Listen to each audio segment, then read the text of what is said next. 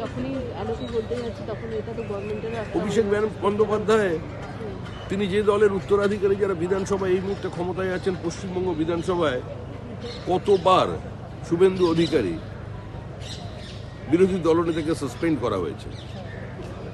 যে রাজ্যে বিরোধী দলনেতাকে একটা মিটিং করবার জন্য 104 বার হাইকোর্টের দরজায় যেতে হয়, যে রাজ্যে বিরোধী দলনেতাকে গাড়িতে বন্ধ করে সেই গাড়ির উপরে পেট্রোল ঢেলে দেওয়া, যে রাজ্যে কেন্দ্রীয় মন্ত্রী রাজ্য থেকে নির্বাচিত সুকান্ত মজুমদারের মিটিং করতে গেলে তাকে আদালতের অনুমতি নিতে হয়, যে রাজ্যে বিজেপির সভা সমিতি কার্যত একটু বড় মাপের হলে নিষিদ্ধ করে দেওয়া হয়, যেখানে স্বরাষ্ট্রমন্ত্রী অমিত শাহের মিটিং করবার জন্য হাইকোর্টের দরজায় যেতে হয়, তাদের কি কোনো নৈতিক কিংবা রাজনৈতিক অধিকার আছে এ ধরনের বক্তব্য রাখা?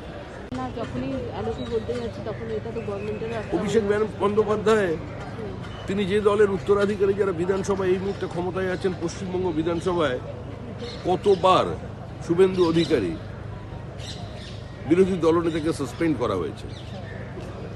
যে রাজ্যে বিরোধী দলনেতাকে একটা মিটিং করবার জন্য 104 বার হাইকোর্টের দরজায় যেতে হয়, যে রাজ্যে বিরোধী দলনেতাকে গাড়িতে বন্ধ করে সেই গাড়ির উপরে পেট্রোল ঢেলে দেওয়া, যে রাজ্যে কেন্দ্রীয় মন্ত্রী রাজ্য থেকে নির্বাচিত সুকান্ত মজুমদারের মিটিং করতে গেলে তাকে আদালতের অনুমতি নিতে হয়, যে রাজ্যে বিজেপির সভা সমিতি কার্যত একটু বড় মাপের হলে নিষিদ্ধ করে দেওয়া হয়, যেখানে স্বরাষ্ট্রমন্ত্রী অমিত শাহের মিটিং করবার জন্য হাইকোর্টের দরজায় যেতে হয়, তাদের কি কোনো নৈতিক কিংবা রাজনৈতিক অধিকার আছে এ ধরনের বক্তব্য রাখা? স্পিকারের বিরুদ্ধে অনাস্থায় সই করতে বা অনাস্থা প্রস্তাবে সই করতে তৃণমূলের কোনো অসুবিধা নেই বা আপত্তি নেই। সেই অনাস্থা প্রস্তাবে তৃণমূলের প্রত্যেকটা এমপি, বিশেষ করে লোকসভার যে 28 জন এমপি আছে, সবাই সই করবে। কিন্তু আমাদের বক্তব্য যে আগে অনাস্থা প্রস্তাব আনার আগে একটা চিঠি যৌথভাবে প্রত্যেকটা রাজনৈতিক দল যারা ইন্ডিয়া অ্যালায়েন্সের শরিক, তারা সবাই মিলে সই করে স্বাক্ষর করে একটা চিঠি লোকসভার স্পিকার বা অধ্যক্ষের কাছে জমা করুক, যে 4টে পয়েন্টের বেসিসে আর্গুমেন্ট করা হচ্ছে। ওই 4টে পয়েন্টের বেসিসে যেমন কংগ্রেসের 8 জন এমপিকে সাসপেন্ড করা হয়েছে, তাদের সাসপেনশন রিকনসিডার করার জন্য বা তাদের সাসপেনশন রিভোক করার জন্য, রিকনসিডার করার জন্য একটা অ্যাপিল স্পিকারের কাছে করা যেতে পারে। স্পিকারকে 2 দিন 3 দিনের একটা সময় দেওয়া যেতে পারে। যদি কোনো ব্যবস্থা স্পিকার তার তরফ থেকে না নেয় বা আমরা যে দাবিগুলো তুলছি সেই 4টে দাবির মধ্যে যদি আমরা কোনো সদুত্তর না পাই, তাহলে ধরুন আজকে সোমবার, আজকে মঙ্গলবার, আজকে আপনি একটা চিঠি জমা করলেন, মঙ্গল বুধ বৃহস্পতি আপনি সময় দিয়ে দিন। যদি বৃহস্পতিবারের মধ্যে কোনো সুরাহা না হয়, শুক্রবার নো কনফিডেন্স মুভ হবে, কোনো অসুবিধা নেই।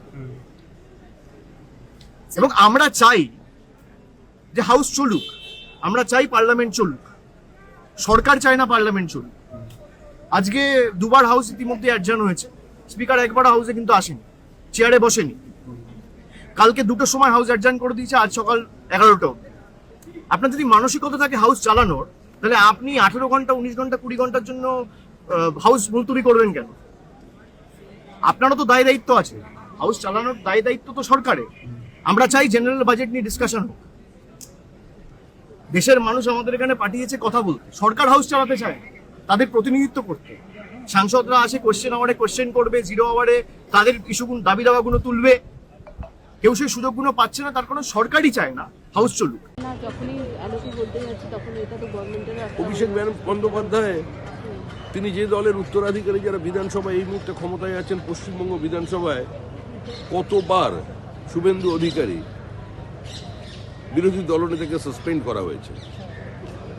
যে রাজ্যে বিরোধী দলনেতাকে একটা মিটিং করবার জন্য 104 বার হাইকোর্টের দরজায় যেতে হয়, যে রাজ্যে বিরোধী দলনেতাকে গাড়িতে বন্ধ করে সেই গাড়ির উপরে পেট্রোল ঢেলে দেওয়া, যে রাজ্যে কেন্দ্রীয় মন্ত্রী রাজ্য থেকে নির্বাচিত সুকান্ত মজুমদারের মিটিং করতে গেলে তাকে আদালতের অনুমতি নিতে হয়, যে রাজ্যে বিজেপির সভা সমিতি কার্যত একটু বড় মাপের হলে নিষিদ্ধ করে দেওয়া হয়, যেখানে স্বরাষ্ট্রমন্ত্রী অমিত শাহের মিটিং করবার জন্য হাইকোর্টের দরজায় যেতে হয়, তাদের কি কোনো নৈতিক কিংবা রাজনৈতিক অধিকার আছে এ ধরনের বক্তব্য রাখা?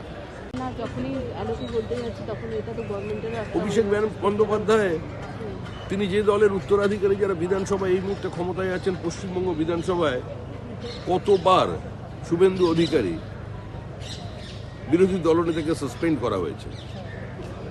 যে রাজ্যে বিরোধী দলনেতাকে একটা মিটিং করবার জন্য 104 বার হাইকোর্টের দরজায় যেতে হয়, যে রাজ্যে বিরোধী দলনেতাকে গাড়িতে বন্ধ করে সেই গাড়ির উপরে পেট্রোল ঢেলে দেওয়া, যে রাজ্যে কেন্দ্রীয় মন্ত্রী রাজ্য থেকে নির্বাচিত সুকান্ত মজুমদারের মিটিং করতে গেলে তাকে আদালতের অনুমতি নিতে হয়, যে রাজ্যে বিজেপির সভা সমিতি কার্যত একটু বড় মাপের হলে নিষিদ্ধ করে দেওয়া হয়, যেখানে স্বরাষ্ট্রমন্ত্রী অমিত শাহের মিটিং করবার জন্য হাইকোর্টের দরজায় যেতে হয়, তাদের কি কোনো নৈতিক কিংবা রাজনৈতিক অধিকার আছে এ ধরনের বক্তব্য রাখা? যে স্পিকারের বিরুদ্ধে অনাস্থায় সই করতে বা অনাস্থা প্রস্তাবে সই করতে তৃণমূলের কোনো অসুবিধা নেই বা আপত্তি নেই। সেই অনাস্থা প্রস্তাবে তৃণমূলের প্রত্যেকটা এমপি, বিশেষ করে লোকসভার যে 28 জন এমপি আছে, সবাই সই করবে। কিন্তু আমাদের বক্তব্য যে আগে অনাস্থা প্রস্তাব আনার আগে একটা চিঠি যৌথভাবে প্রত্যেকটা রাজনৈতিক দল যারা ইন্ডিয়া অ্যালায়েন্সের শরিক, তারা সবাই মিলে সই করে স্বাক্ষর করে একটা চিঠি লোকসভার স্পিকার বা অধ্যক্ষের কাছে জমা করুক, যে 4টে পয়েন্টের বেসিসে আর্গুমেন্ট করা হচ্ছে। ওই 4টে পয়েন্টের বেসিসে যেমন কংগ্রেসের 8 জন এমপিকে সাসপেন্ড করা হয়েছে, তাদের সাসপেনশন রিকনসিডার করার জন্য বা তাদের সাসপেনশন রিভোক করার জন্য, রিকনসিডার করার জন্য একটা অ্যাপিল স্পিকারের কাছে করা যেতে পারে। স্পিকারকে 2 দিন 3 দিনের একটা সময় দেওয়া যেতে পারে।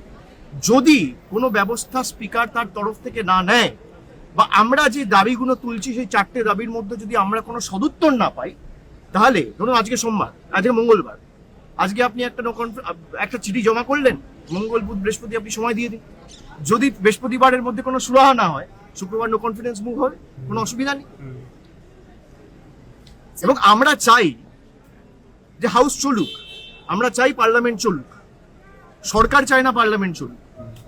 আজকে 2 বার হাউস ইতিমধ্যে অ্যাডজার্ন হয়েছে, স্পিকার একবার হাউসে কিন্তু আসেনি, চেয়ারে বসেনি। কালকে 2টোর সময় হাউস অ্যাডজার্ন করে দিয়েছে, আজ সকাল 11টা অবধি। আপনার যদি মানসিকতা থাকে হাউস চালানোর, তাহলে আপনি 18 ঘন্টা 19 ঘন্টা 20 ঘন্টার জন্য হাউস মুলতবি করবেন কেন? আপনারও তো দায় দায়িত্ব আছে, হাউস চালানোর দায় দায়িত্ব তো সরকারের। আমরা চাই জেনারেল বাজেট নিয়ে ডিসকাশন হোক। দেশের মানুষ আমাদের এখানে পাঠিয়েছে কথা বলতে, সরকার হাউস চালাতে চায়, তাদের প্রতিনিধিত্ব করতে। সাংসদরা আসে কোশ্চেন আওয়ারে কোশ্চেন করবে, 0 আওয়ারে তাদের ইস্যুগুলো দাবি দাওয়াগুলো তুলবে। কেউ সেই সুযোগগুলো পাচ্ছে না, তার কারণে সরকারই চায় না হাউস চলুক। অভিষেক বন্দ্যোপাধ্যায় তিনি যে দলের উত্তরাধিকারী, যারা বিধানসভায় এই মুহূর্তে ক্ষমতায় আছেন পশ্চিমবঙ্গ বিধানসভায়, কতবার শুভেন্দু অধিকারী বিরোধী দলনেতাকে সাসপেন্ড করা হয়েছে।